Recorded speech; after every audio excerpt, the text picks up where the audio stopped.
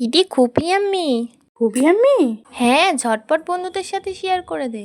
হ্যাঁ, এটা একটা ডিম দিয়ে রেসিপি তৈরি করেছিলাম। এর জন্য আমি নিয়েছি কিছুটা পেঁয়াজ, ধনেপাতার ডাঁটি, নিয়েছি আদা রসুন আর একটা শুকনো লঙ্কা। এরপরে একটু জল দিয়ে এটা একটা পেস্ট করে নিয়েছি।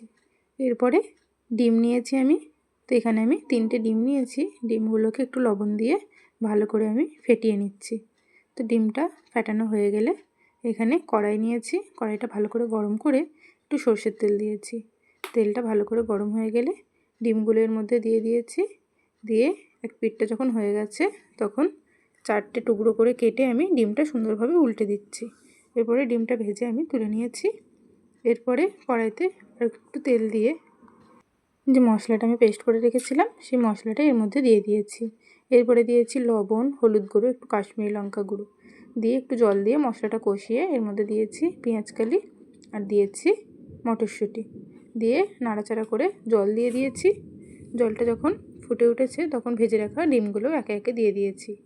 ডিমগুলো দিয়ে একটা চেরা কাঁচা লঙ্কা দিয়ে আর একটু ধনেপাতা দিয়ে নামিয়ে নিলেই কিন্তু রেডি হয়ে যাবে এই সুন্দর একটা ডিমের রেসিপি।